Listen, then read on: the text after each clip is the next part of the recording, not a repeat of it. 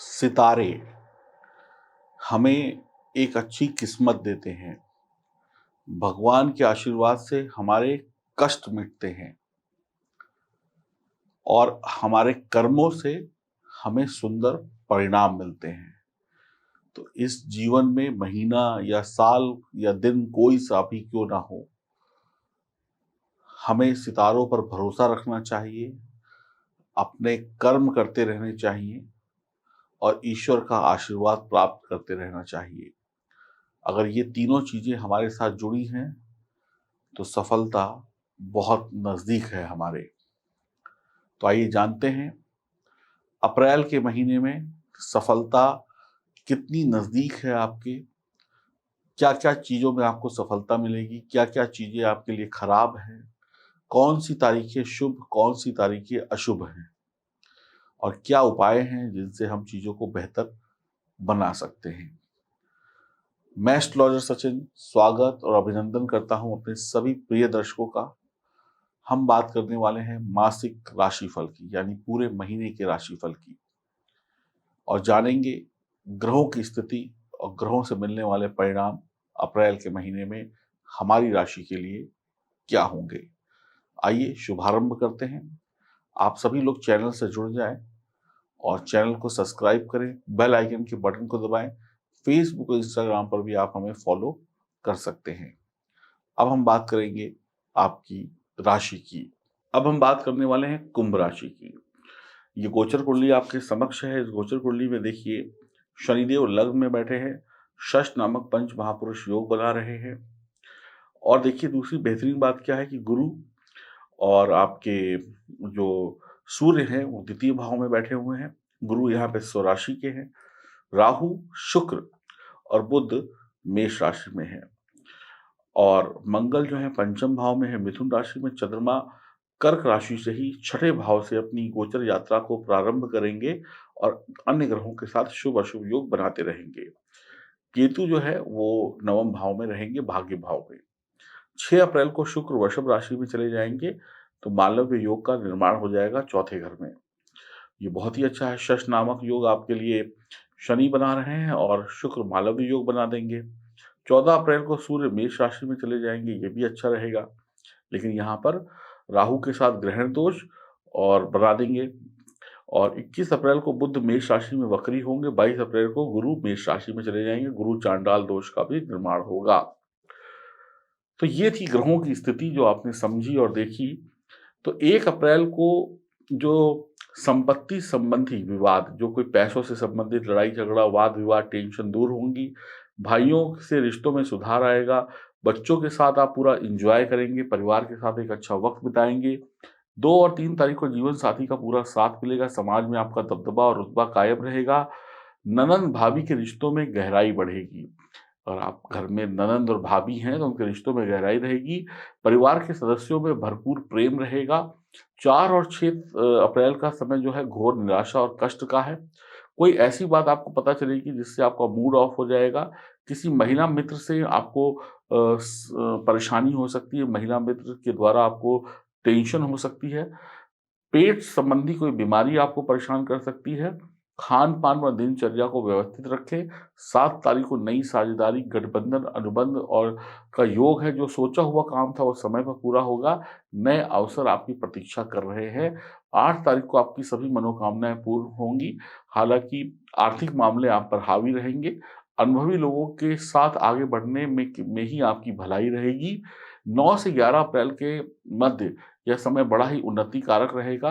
आप अपने घर, परिवार व कारोबार की व्यवस्था को पटरी पर लाने के लिए जी तोड़ मेहनत करेंगे। कहीं घूमने-फिरने का कार्यक्रम बन सकता है। ईश्वर की भक्ति और आत्मबल के सहारे आप बड़ी-बड़ी समस्याओं का मुकाबला चुटकियों में कर लेंगे। 12 और 13 तारीख को मीडिया, कला, व्यापार जैसी रचनात्मक चीज़ों में व्यस्त रहेंगे। आपके जीवन स्तर में सुधार होगा। कहीं कोई शुभ व उत्साहवर्धक समाचार मिल सकता है। और 14 और 15 अप्रैल को कोई चोरी या झूठा आरोप पकड़ा जा सकता है। आपका कोई गुप्त शत्रु है जो चोरी कर रहा था, आपको परेशान कर रहा था या कर रही थी, आप उसे पकड़कर सजा दे सकते हैं या उसे दुनिया के सामने ला सकते हैं, जिसकी वजह से आपको नुकसान हो रहा था, जो पीठ पीछे आपकी कब्र खोद रहा था।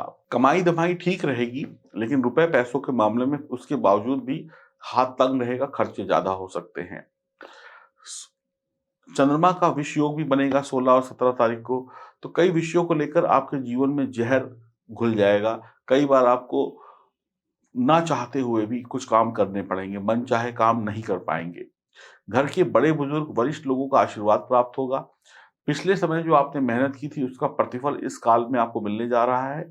कोर्ट केस, सरकारी कामों में सफलता मिलेगी। 18 और 19 तारीख को ज़्यादा बोलने की वजह से आप मुसीबत में पड़ सकते हैं, इसलिए कम बोलें और तोल-मोल कर बोलें। लंबे समय से चली आ रही चिंताएँ समाप्त होंगी। 20-21 को धन आगमन के रास्ते खुल रहे हैं।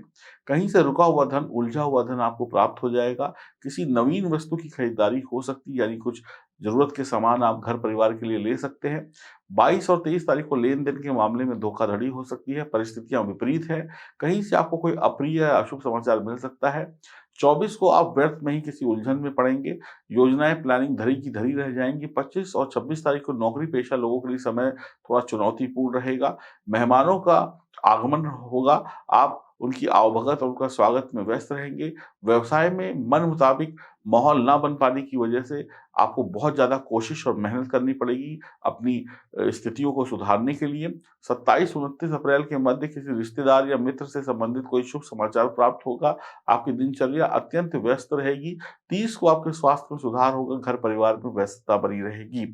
तो कुल मिलाकर देखा जाए तो कुछ अच्छी बातें हैं, कुछ बुरी बातें हैं। ये महीना खिंचा-खिंचा रहेगा। इस महीने में आपकी कोशिशें, प्रयास जो हैं वो सफल होंगे, लेकिन उनके रिज़ल्ट बाद में मिलेंगे।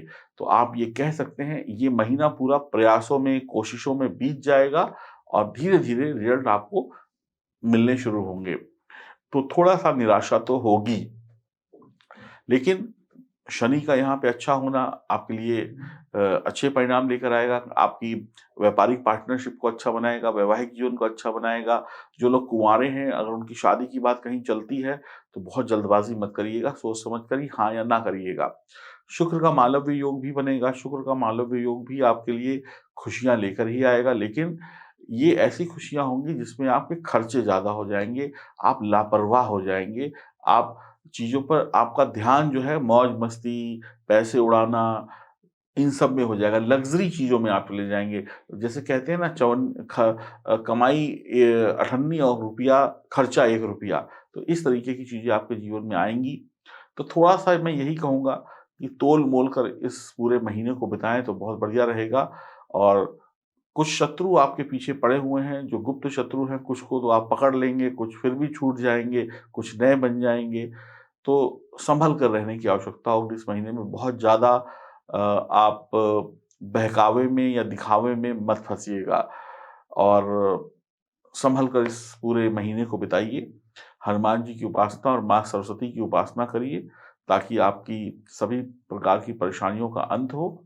और अगर आपकी जन्म कुंडली में सितारे मजबूत हैं और आपकी मेहनत सही है, आप उपाय करते हैं, तो आपको राहत मिलेगी। अगर आपकी जन्म कुंडली में सितारे कमज़ोर हैं और आप गलतियों पे गलतियाँ भी करते हैं, तो थोड़ा वक़्त आपके पक्ष में नहीं रहेगा।